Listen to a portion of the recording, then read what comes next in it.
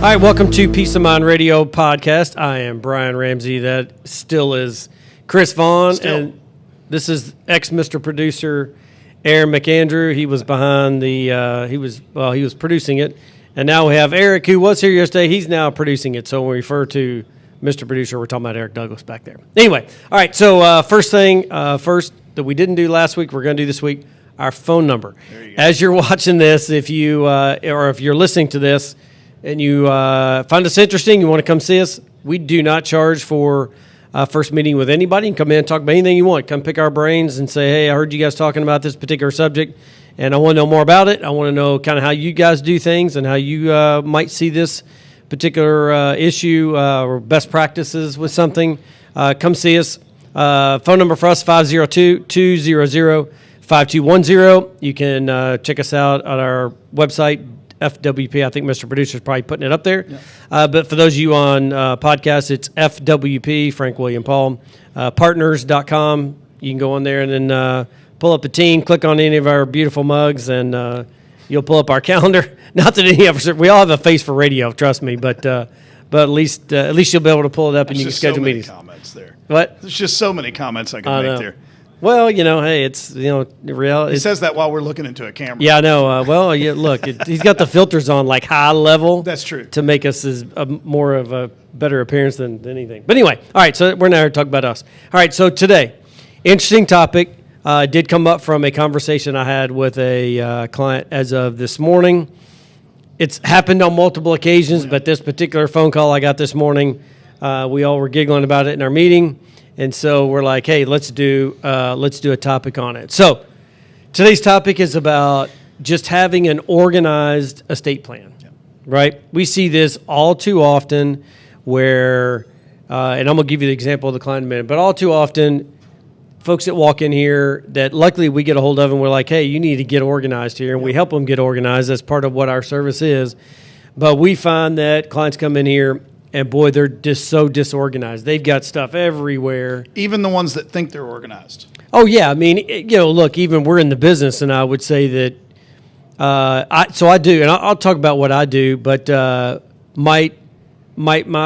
say my dad, for example, he's my executor today. Might he not know where something specific is? Right. Probably. But I do give him a list every year of where all my stuff is, but might have missed a few things here and there. Maybe, but all the bulk of major stuff, he obviously knows where it is and who to contact and all that, which we'll get to that in a few minutes. Now, let me set the scenario for this particular this meeting I had this morning. So we have this client who's elderly, okay? They're more senior, put it that way. And I would say they have about, I'm going to guess about $200,000, give or take a little bit. And it's literally spread over, I'm going to guess, at least 10 banks in Louisville. Wow. It's $5,000 in a CD there, $10,000 in a CD there. There's a checking account over here for this. There's a checking account over here for Social Security that she never want to change because it is a pain in the patootie to change her bank when it comes to Social Security benefits. Then she's got another checking account she opened up because she had a CD there at one point, and now she has something drawn out of that account. She literally, I bet, spends I don't know how much time every month just making sure these accounts have money in there because of all the deductions that are coming out or payments that are, it's a hot mess. But she doesn't want her kids to know what they have.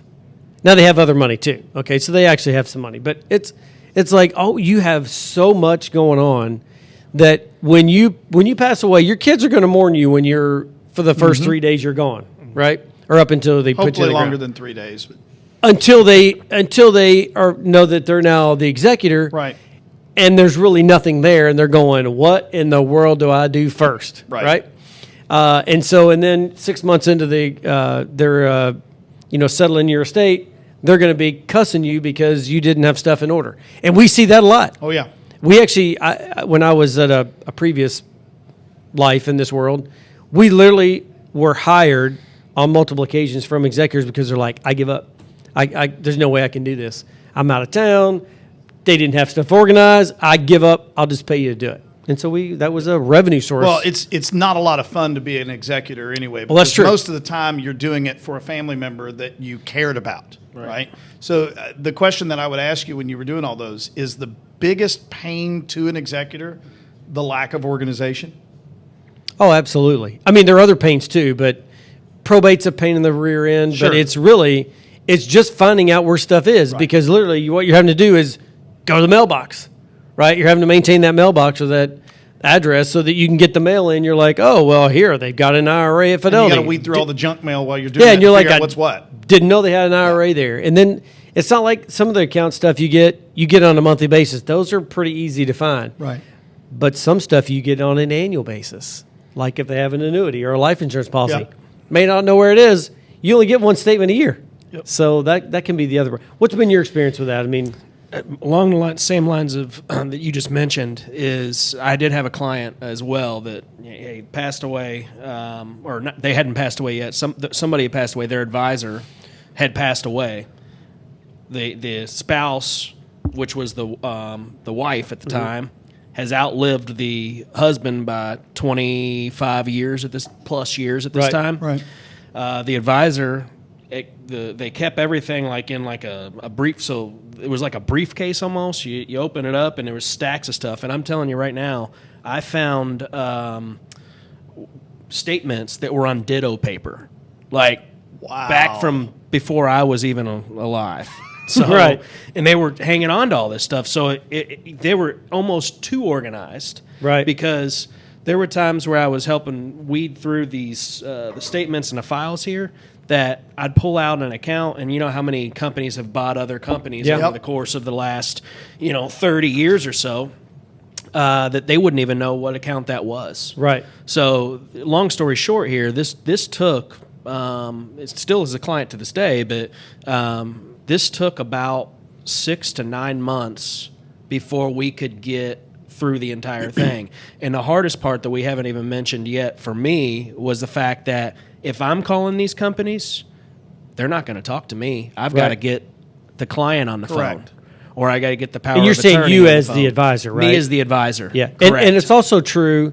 It's also true of kids, of parents. If they're not on there, the kids get no information as well. Correct. So that's the other issue that we run into is kids calling saying, "Hey, I'm going to call about this account," especially after somebody's passed away, and you're like, "Hey, I can't give you any information. It's your mom's on your account, your dad," and you're like, "They just died," and you're like, "Don't care, can't give you any information." Right. So adding to that story that I just said was one thing that we do here is on our client portals, the clients have a vault. Yep. So what we were able to do was get them all in line. Took almost 9 months to get everything because, like you said, you're getting statements sometimes once a year. And we get everything. We've created it digitally. So now they have basically an estate planning tool built into their client portal that if somebody passes away or they were to pass away, their beneficiaries are all listed. We know who those beneficiaries are. We know what's going on with the estate plan and everything. And now there's access to all the different statements, all the files, the will, anything they may have in place, and it makes it life a lot easier when you don't have to go through the house and turn the couch over for different documents and stuff you're looking for. So here's and I want to get to in a few minutes. I want to talk about the different things that we do, ask clients to do, or the vault, or any kind of documentation that we come up with to help get organized. So I want to kind of finish up with that, but I want to give a couple of examples, and then you guys can jump in here too. But so we're right now dealing with a situation where an elderly person just recently lost his wife, and his wife was the money person. She took care of all the bills. She paid everything. He is legally blind, so he wasn't able to see anyway, couldn't see anyway. But that's the reason why she sort of was there to take over, and he never really had anything to do with it. And so she passed away about 5 or 6 years ago. And what we found out was that he was trying to do things himself, even though he's legally blind.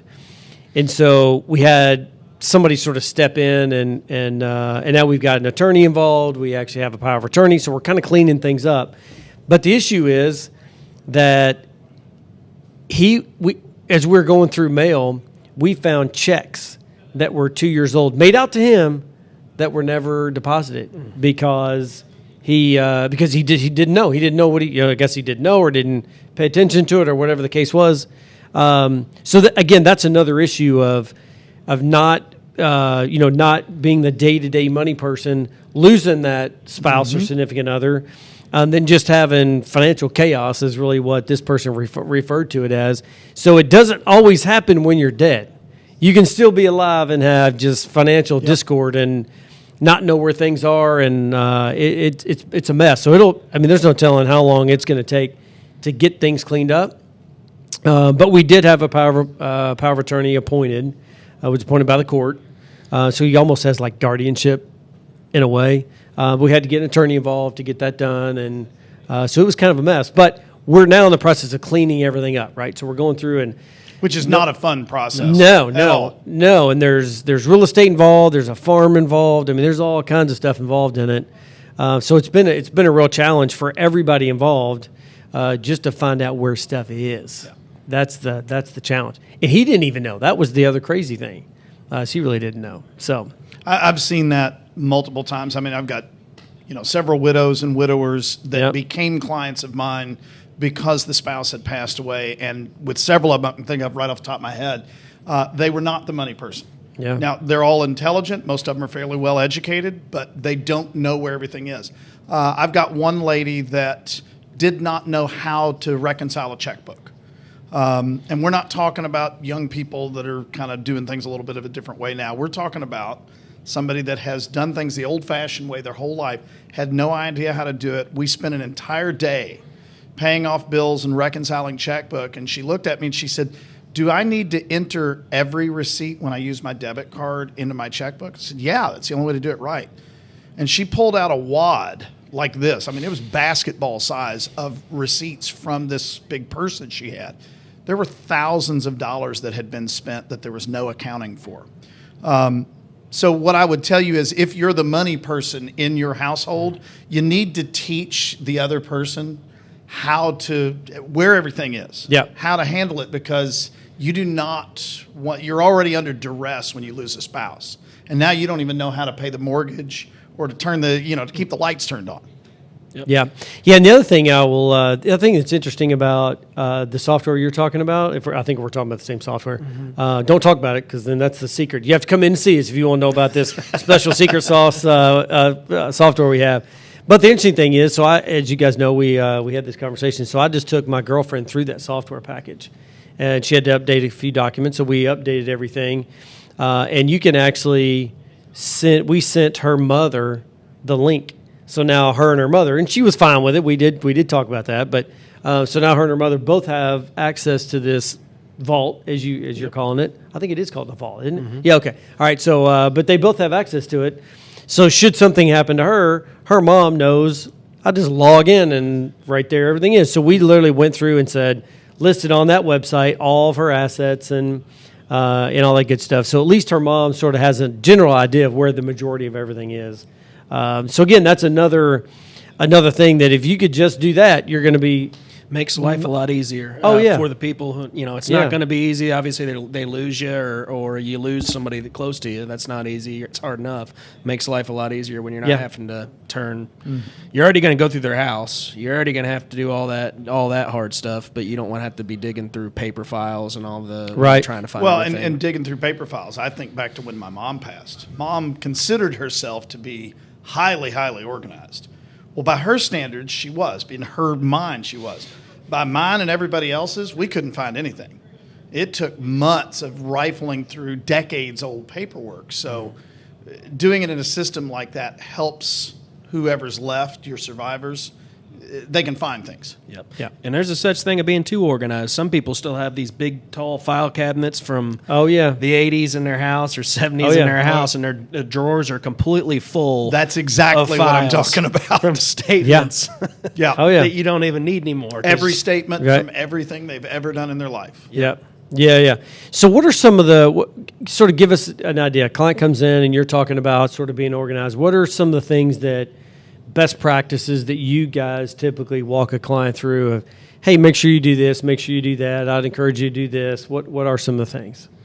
Well, we go through a checklist when clients onboarding. We're going through a checklist, and when we're talking about estate planning, and sometimes it's not even necessarily before you get to estate planning. It could be what Chris was mentioning earlier about communicating. If you're the bill payer, I'll use my wife for an example. I talk to my wife a couple times a year about the bills alone, Yep. just because I'm the one that does all the bills. She comes home, she'll come home from work, she'll drop her benefits package or whatever it is she gets at work on the table and go, look at this, you need to do this. And I'll say, we need to do this Right. because if something was to happen to me, Right.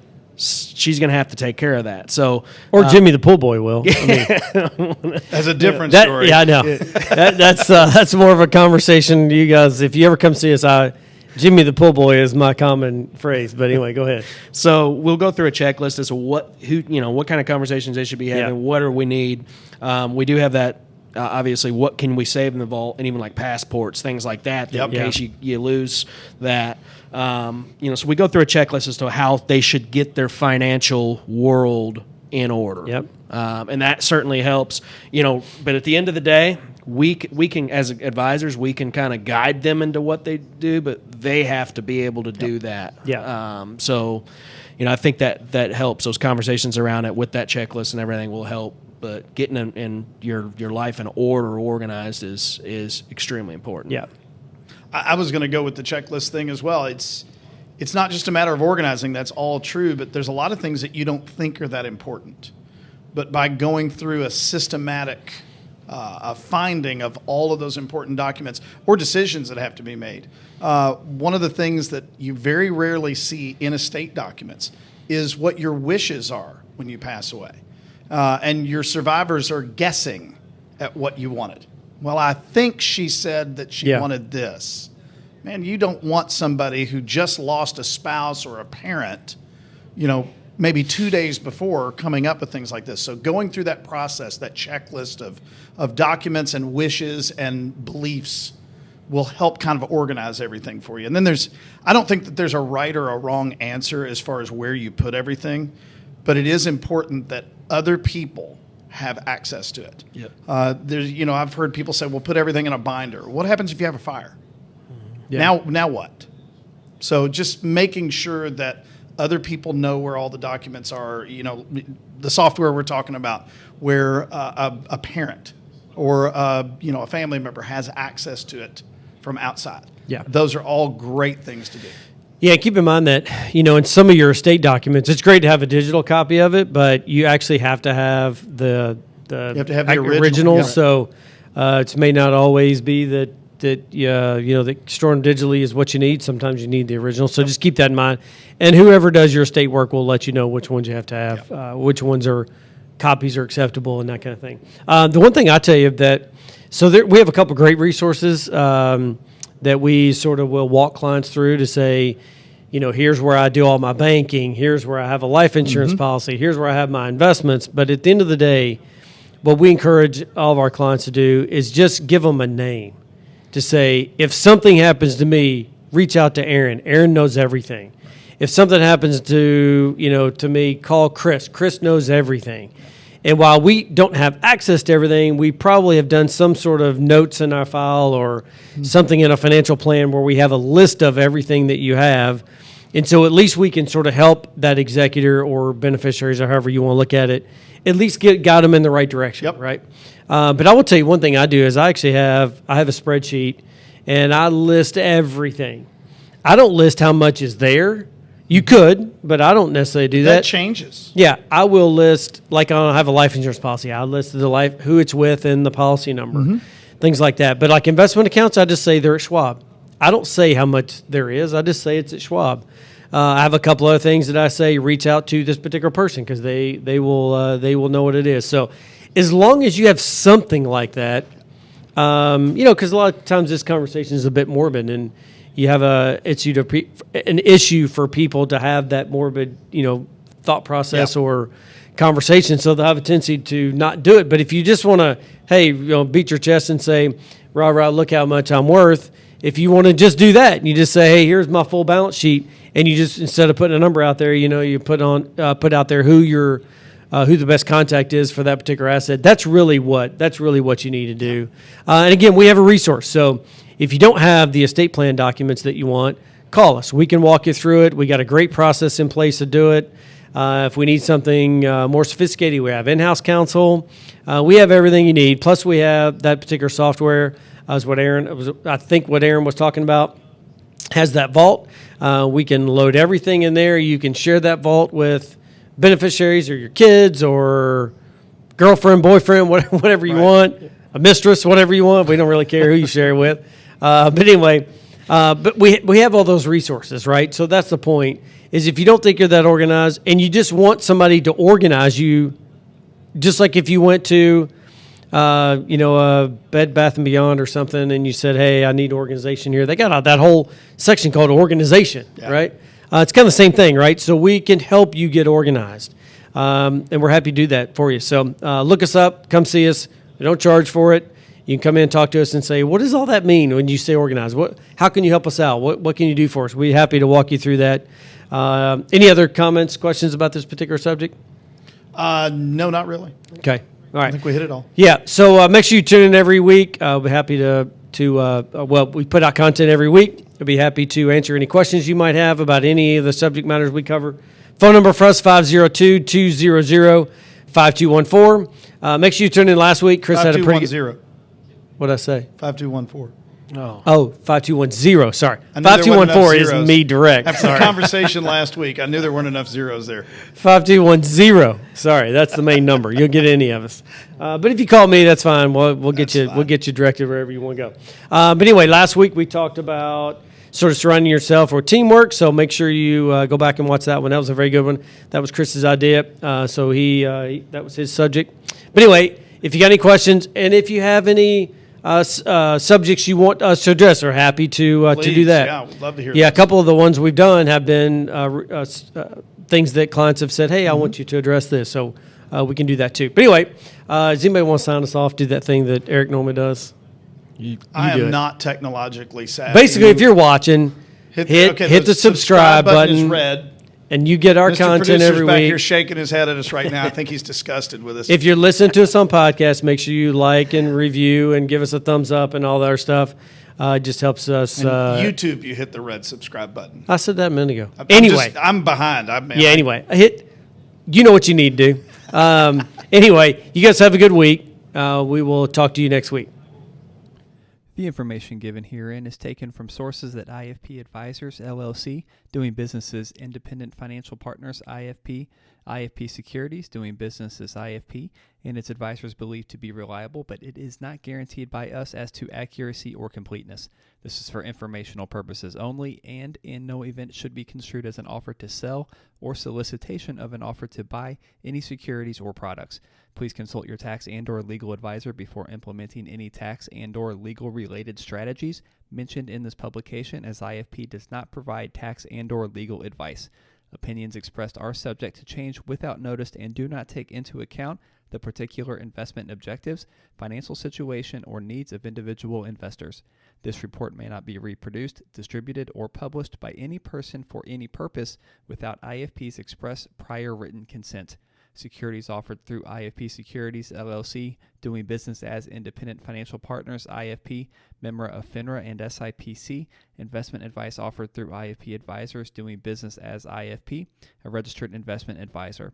IFP and Family Wealth Planning Partners are not affiliated. The information given herein is taken from sources that IFP Advisors, LLC, doing business as IFP, IFP Securities, LLC, doing business as IFP, and its advisors believed to be reliable, but it is not guaranteed by us as to accuracy or completeness. This is for informational purposes only, and in no event should be construed as an offer to sell or solicitation of an offer to buy any securities or products.